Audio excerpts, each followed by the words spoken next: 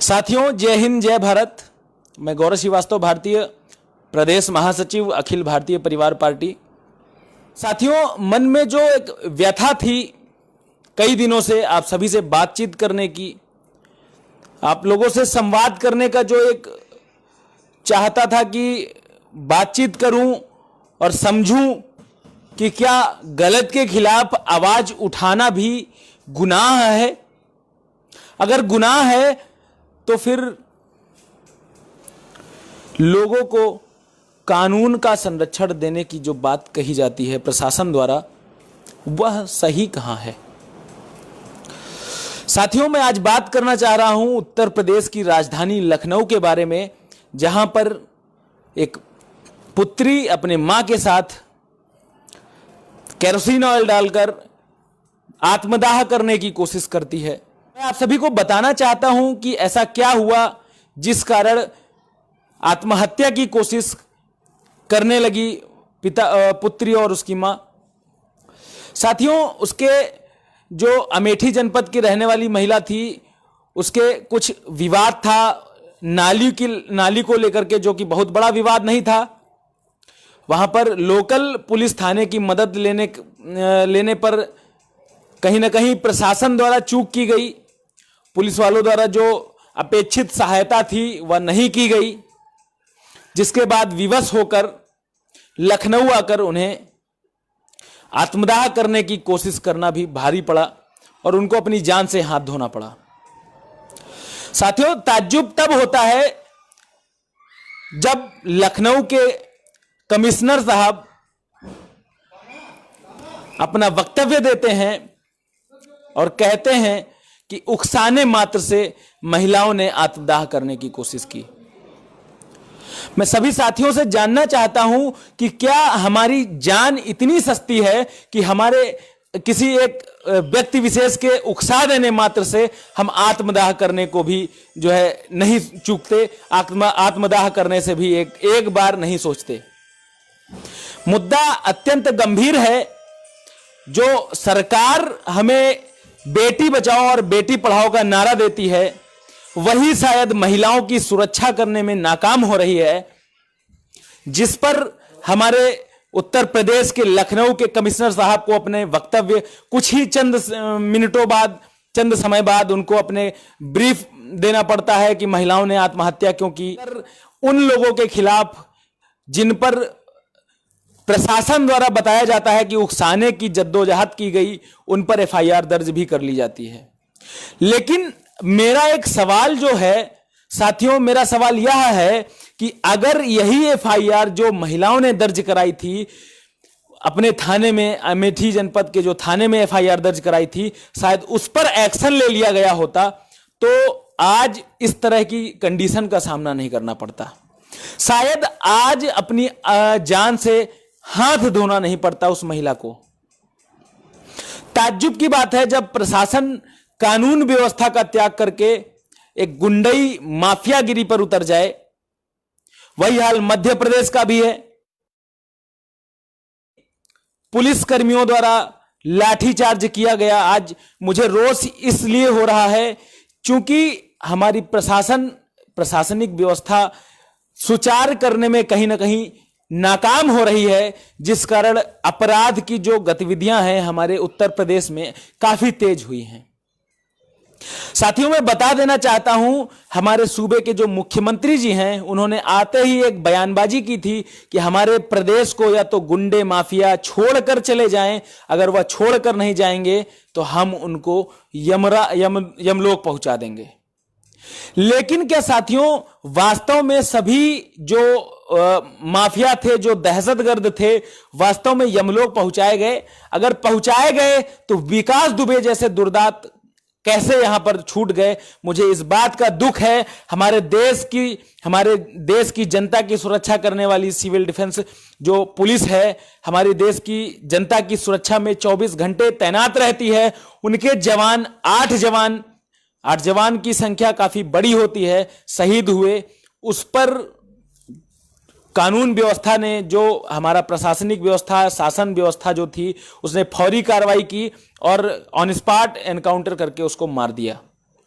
लेकिन क्या जो हमारे देश की बच्चियों के साथ अपराध होते हैं, बलात्कार होते हैं, जो उनके साथ अत्याचार किए जाते हैं, उन पर सरकार का क्या रवैया है? मैं बताना चाहता हूं, स्वामी चिन्मयानंद, कुलदीप सिंह सेंगर जैसे वो दुर्दांत अपराधी जिन्होंने बच्चियों की इज्जत के साथ छेड़छाड़ की, अपनी नाबालिग बच्चियों के इज्जत के साथ छेड़छाड़ की, उनको जो है जिस तरह से जलील करना चाहा जलील किया। यहां तक कि कुलदीप सिंह सेंगर जैसे दुर्दांत अपराधियों ने तो उनके परिवार का ही निस्तनाबूद कर दिया। ऐसी सिचुएशन में सरकार की क्या कानूनी गतिविधि रही? मैं आपको बताना चाहता हूं, जब सरकार से इस बारे में बात करिए तो वह कानून व्यवस्था और न्यायिक व्यवस्था, प्रशासनिक व्यवस्था का हवाला दे देती है। कोर्ट से जो डिसीजन आएगा उस पर ध्यान केंद्रित करने की बात कर देती है। अगर ऐसी ही व्यवस्था आपको चलानी है माननीय मुख्यमंत्री जी, तो आप फिर ऑन स्पॉट डिसीजन दें। फिर वह क्या कानून की जो व्यवस्था है उसके दायरे में आता है? अगर नहीं आता है तो आपको स्वयं से पूछना चाहिए कि यह दोगलापन जो जनता के साथ दिखाया जा रहा है वह क्यों किया जा रहा है? क्या गरीब परिवारों को, गरीब बच्चों को इतनी जान सस्ती है? इतना उनका क्या गरीब होना ही गुनाह है?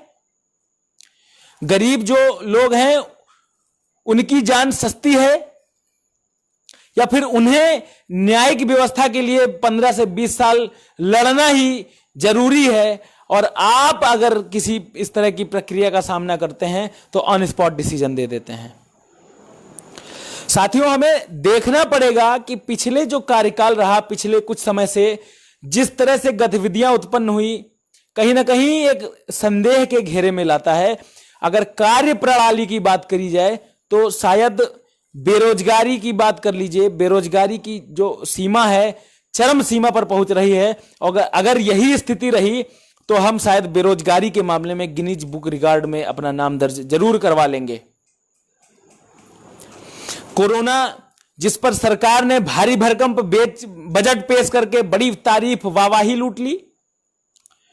आज मैं बाराबंकी जनपद के एक वार्ड बॉय का मैंने जब वीडियो देखा तो मुझे बहुत पीड़ा हुई, क्योंकि जो वार्ड बॉय था वह अपने वीडियो में स्पष्ट रूप से कह रहा था कि किस प्रकार से वह समाज की सेवा कर रहा था, और अब जब उसे कोरोना पॉजिटिव, जब वो कोरोना से पीड़ित हो गया है तो सरकार ने जो व्यवस्था है, चिकित्सीय व्यवस्था, उसने कैसे उसको धकेल दिया है और मरने के लिए उसको छोड़ दिया है।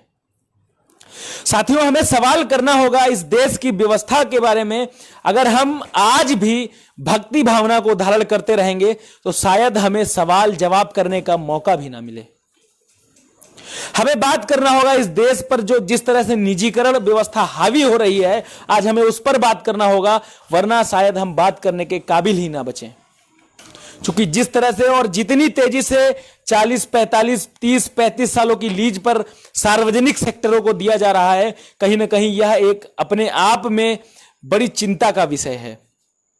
मैं आप सभी साथियों को बताना चाहता हूं, जो साथी कहते हैं कि जो सार्वजनिक सेक्टर हैं वो काम नहीं करते हैं, जो सार्वजनिक सेक्टर हैं सुविधाएं नहीं देते हैं, जो प्राइवेट सेक्टर हैं वो सुविधाएं देते हैं, तो मैं आपको बता देना चाहता हूं साथियों कि सार्वजनिक सेक्टर का उद्देश्य जनता को लाभ पहुंचाना होता है और प्राइवेट सेक्टर का उद्देश्य मुनाफा कमाना होता है। अगर आपकी बस, परिवहन निगम, इंडियन रेलवेज अगर यह प्राइवेट होता है तो मैं आपको बता देना चाहता हूं, उस आम जनता को बताना चाहता हूं, उसकी उस रीढ़ पर जो प्रहार होने वाला है शायद आपने उसकी परिकल्पना भी नहीं की होगी कि जिस तरह से आपको अब इसके बाद जिस तरह से व्यवस्था का सामना करना पड़ेगा, शायद आपने सोचा भी नहीं होगा। यदि आप सोचेंगे उसी से आपकी रूह मात्र कांप जाएगी। आपने ज्यादा कुछ बताने की जरूरत नहीं है। आप अभी जो हमारे सरकार द्वारा तेजस एक्सप्रेस चलाया गया, इंडियन रेलवेज को प्राइवेट करने की जो मुहिम चलाई गई, 50 रेलवे स्टेशन की नीलामी करने की जो व्यवस्था बनाई गई, उस पर मैं बताना चाहता हूं उसका सारा और सारा जिम्मा आखिर कुछ चुनिंदा लोग ही क्यों ले रहे हैं? क्या हमारे देश में उद्यमियों की कमी हो गई है? हमारी देश की जो बहुमत की सरकार है जो हमारे देश पर केंद्र की जो सरकार है बहुमत पर है, बहुमत से जनता ने उसको समर्थन दिया है, उसको आखिर क्यों अपने पार्टी मुख्यालयों, दफ्तरों और अपने लीडर्स से कहना पड़ रहा है कि चीन के खिलाफ बयानबाजी ना करें? आखिर आपकी ऐसी क्या व्यवस्था है जो दुश्मन देश, जिसने हमारे देश के 20 जवानों को मार दिया, मौत के घाट उतार दिया, हमारे उस 20 जवानों की घरों की जो चिराग थे उनको सूने कर दिए, उनके फेवर की बातें आप क्यों कर रहे हैं? आखिर क्यों आप चाइना के बहिष्कार की बातें नहीं कर रहे हैं? आप बात करते हैं कि हम दोगले लोग नहीं हैं, हम अपनी जो बात कहते हैं उस पर कटिबद्ध रहते हैं, वचनबद्ध रहते हैं। साथियों, मैं जानना चाहता हूं कि क्या 59 चीनी ऐप को प्रतिबंधित कर देने मात्र से इस देश की जो चीनी व्यवस्था जिस तरह से हावी है, चाइना के प्रोडक्ट की बात कर लीजिए, चाइना के जो उत्पादों की बात कर लीजिए, निर्माताओं की बात कर लीजिए, जिस तरह से हावी हो चुके हैं भारत देश में, क्या उनसे लड़ सकते हैं?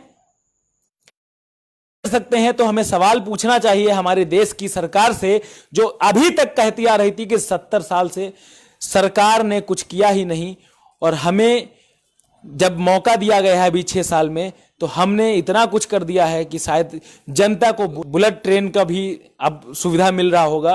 अरे साथियों, मैं आम जनता को चेताना चाहता हूं, बताना चाहता हूं कि आप जिस साधारण ट्रेन से सफर करते हैं उसकी नीलामी की प्रक्रिया चल रही है। आपको जो बुलेट ट्रेन का सपना दिखाया गया है, बुलेट ट्रेन तो शायद आपको नसीब ना हो, लेकिन जिस पर आप कम से कम पैसे में लेकर के सफर कर लेते हैं, जनरल कोच में भले आप टिकट लेकर के बैठने खड़े होने तक की जगह नहीं रहती, सफर कर लेते हैं, कुछ दिनों बाद जिस तरह से सरकार सार्वजनिक सेक्टर्स को प्राइवेट करने पर तुली हुई है, शायद आपको वह भी मौका ना मिले और एक आपको भारी भरकम रकम का भुगतान करना पड़े, क्योंकि सार्वजनिक सेक्टर्स का मैंने आपको पहले ही बताया, उनका उद्देश्य होता है मुनाफा कमाना। साथियों, मैं बताना चाहता हूं सार्वजनिक सेक्टर्स की जो व्यवस्था है, आप किसी भी विभाग की बात कर लीजिए, आप कहीं भी किसी विभाग पर चले जाइए, आपको प्रत्येक कम से कम 4 कर्मचारियों का कार्य करने वाला सिर्फ 1 कर्मचारी ही मिलेगा। आप मुझे बताइए किस स्पीड से वह आदमी काम करे, किस स्पीड से वह कर्मचारी काम करे, जिससे वह 4 कर्मचारियों का काम एक साथ कर सके। आपको सोचना पड़ेगा, जो आपके अंदर जो बातें डाली जा रही हैं, जो आपको विज्ञापन के माध्यम से सिर्फ बताया जा रहा है, क्या वह वास्तव में आपकी बुनियादी सुविधाओं को पूरा करता है? यदि नहीं पूरा करता है तो आइए और खड़े हो जाइए उन लोगों के विरोध में जो इस देश की आम जनता के विरोध की जो बातें करते हैं, इस देश की बुनियादी सुविधाओं को प्राइवेट हाथों में देने की बातें करते हैं। साथियों, हमें सोचना होगा, यदि आज हमने नहीं सोचा तो शायद कल हमारी आने वाली पीढ़ियों को बहुत विकराल परिस्थितियों का सामना करना पड़ेगा, और इससे कोई भी नहीं रोक सकता। साथियों, सरकारों का जो रवैया है, हमें बात करनी है रोटी, रोजगार, मकान की, हमें बात कराया जा रहा है धारा 370 की, मंदिर मस्जिद की, हिंदू मुसलमान की। हमें आप बताइए, क्या अगर आपके घर में खाने के लिए एक रोटी का टुकड़ा नहीं रहेगा तो क्या आप मंदिर में दर्शन करने जाएंगे या फिर आप मस्जिद में अजान अदा करने जाएंगे? आप अपने दिल पर हाथ रखकर बताइए, अगर आपके घर में खाने के लिए एक रोटी नसीब नहीं होगी तो क्या आप मंदिर, मस्जिद, गुरुद्वारा या चर्च में जा पाएंगे? जिन लोगों को सपने दिखाए गए कि कश्मीर से धारा 370 खत्म कर दी गई, तो मैं उन लोगों को बता देना चाहता हूं, धारा 370 का अस्तित्व अभी भी समाप्त नहीं किया गया है, बशर्ते इसको सिर्फ एक नया प्रावधान डाल करके सिर्फ कमजोर किया गया है। साथियों, मैं बताना चाहता हूं, मेरा यह उद्देश्य नहीं था हम इस पर बात करें। हमें हमारा उद्देश्य जो परिलक्षित करना चाहिए, हमें मेन चाहिए रोटी, हमें मेन चाहिए रोजगार, हमको जो चाहिए चिकित्सा व्यवस्था, हमारे बच्चों को चाहिए शिक्षा व्यवस्था। हमें उन व्यवस्थाओं पर बात करनी चाहिए, ना कि हमें हिंदू मुसलमान पर बात करनी चाहिए, हमें ना मंदिर मस्जिद पर बात करनी चाहिए, ना हमें किसी धर्म, पंथ, समुदाय किसी भी बात करनी चाहिए, हमें किसी वाद को अपने ऊपर हावी नहीं होने देना चाहिए, क्योंकि ये वाद ही है जो शायद इस देश की विकास का बड़ा जो बाधक है उसमें बड़ा रोल प्ले करता है, बड़ी भूमिका निभाता है। साथियों, मैं आप सभी से कहना चाहता हूं, चूंकि मैं उत्तर प्रदेश का प्रदेश महासचिव हूं, तो मैं आखिरी में जाते जाते एक बात कहना चाहता हूं आप सभी साथियों से। उत्तर प्रदेश परिवहन निगम के प्रबंध निदेशक ने अपनी 40 से 50% बसों को जो कि इनकम के अभाव में थी उनको सरेंडर करने की बात कही कि जिससे रोड टैक्स बचाया जा सके। और माननीय मुख्यमंत्री जी 2 दिन पहले ही बसों का उद्घाटन करते हैं, लग्जरियस बसों का, स्कैनिया, जनरथ, ऑर्डिनरी बसों का, और कहते हैं हम इस देश की जनता को जो है चलने के लिए अच्छी परिवहन व्यवस्था दे रहे हैं। आप मुझे यह बताएं कि अगर आप 40 से 50% बसों को इनकम के अभाव में आरटीओ को सरेंडर करने पर कटिबद्ध हैं, तो ये नई बसों का जो आप जो उद्घाटन कर रहे हैं वह किस लिए?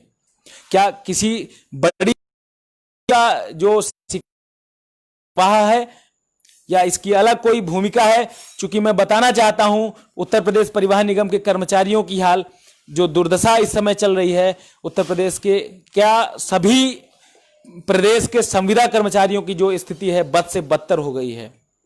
सरकारें इस पर ध्यान नहीं केंद्रित कर रही हैं कि हमें किस प्रकार से कोरोना काल में जनता को सहायता प्रदान करनी है। सरकारें इस पर ध्यान केंद्रित कर रही हैं कि हम अपना प्रचार प्रसार कैसे करें, हम अपना विज्ञापन कैसे करें, हमें विधायक कैसे जीते, कैसे पीएम केयर अपने खून पसीने की गाढ़ी कमाई को दिया है एक एक, उससे विधायकों को कैसे खरीदें, हम सत्ता परिवर्तन कैसे करें, सरकार इस पर मस्त है। तो कहीं ना कहीं इसमें भी हम आम नागरिकों की ही गलती है। हम आम नागरिकों को ही सोचना होगा। सरकार हमारे हितों की बात नहीं करती तो हम आम जनता सरकार से अपने हितों की बात क्यों नहीं करते? अगर हम नहीं कर सकते अपनी आवाज को बुलंद तो हमें अपने आप से एक बात करनी पड़ेगी, हमें अपने आप से एक सवाल उठाना पड़ेगा कि क्या हमने जो सरकार चुनी है वह वास्तव में सही है? अगर हम सरकार से सवाल ही नहीं उठा पा रहे हैं तो वह कैसी मेरी सरकार है? उसको मैंने चुना है या उसकी मैंने गुलामी, हम लोग जो आम जनता है उसकी गुलामी कर रही है? हमें यह निर्धारित करना होगा। साथियों, मुद्दा अत्यंत गंभीर है। अब लोगों को एक अनुरोध मैं करना चाहता हूं, सभी आम जनता से, लोगों से, कि हमें किसी भी पार्टी दल विशेष जो दलगत जो नीतियां हैं उस पे न जाकर के, चूंकि आप जब कुछ काम करेंगे, कुछ कहीं पर भी जाकर के काम धाम करेंगे तभी आपका जीविकोपार्जन संभव हो पाएगा, तभी आपके बच्चे भूखे मरने से बच सकेंगे, तभी आपके परिवार का भरण पोषण हो सकेगा। तो मैं आप सभी साथियों को बताना चाहता हूं, दलगत राजनीति छोड़ करके, किसी विशेष राजनीतिक पार्टी के प्रभाव में ना करके, अपनी हितों मुद्दों की, अपने जो अधिकारों की बात कर होनी चाहिए उस पर आवाज उठाइए और अपनी आवाज को बुलंद करिए। अगर आज आपने अपनी आवाज को दबा दिया तो शायद आज फिर कभी आवाज उठाने के लायक ही ना बचें और यह सरकार आपको आवाज उठाने के लायक ही ना छोड़े। इसी आशा के साथ आप सभी साथियों से उम्मीद करूंगा कि आप किसी दलगत राजनीति में नहीं आएंगे, आपको जो वास्तविक स्थिति में जो सत्य है उसका साथ देंगे। आशा के साथ मैं सभी साथियों से कहना चाहूंगा, आप सभी साथी अगर हमें YouTube पर देख रहे हैं तो गौरव भारती YouTube चैनल को सब्सक्राइब करके बेल आइकन जरूर दबा दें, और अगर आप हमें Facebook पर देख रहे हैं, Facebook पेज गौरव श्रीवास्तव भारतीय को लाइक जरूर कर लें और बेल आइकन जरूर दबा लें, जिससे आपका हमारा लगातार आमना सामना होता रहे। और मैं सभी साथियों से एक और बात कहना चाहूंगा, अगर किसी भी साथी को किसी प्रकार की समस्या प्रशासनिक तंत्र से है, प्रशासनिक अमले से है, या किसी भी तरह की समस्या का सामना करना पड़ रहा है तो वह हमारे कमेंट बॉक्स में लिख सकता है। हम उसको अपना प्राइवेट नंबर दे देंगे, पर्सनल नंबर दे देंगे, आप मुझसे बात कर सकते हैं। और जो भी हमारे द्वारा, हमारी टीम के द्वारा, जो हमारी अखिल भारतीय परिवार पार्टी द्वारा जो सहयोग किया जा सकेगा, जो संभव हो सकेगा, वह जरूर किया जाएगा। इसी आशा के साथ आप सभी साथियों के साथ मैं विदा लेना चाहूंगा। तब तक के लिए जय हिंद।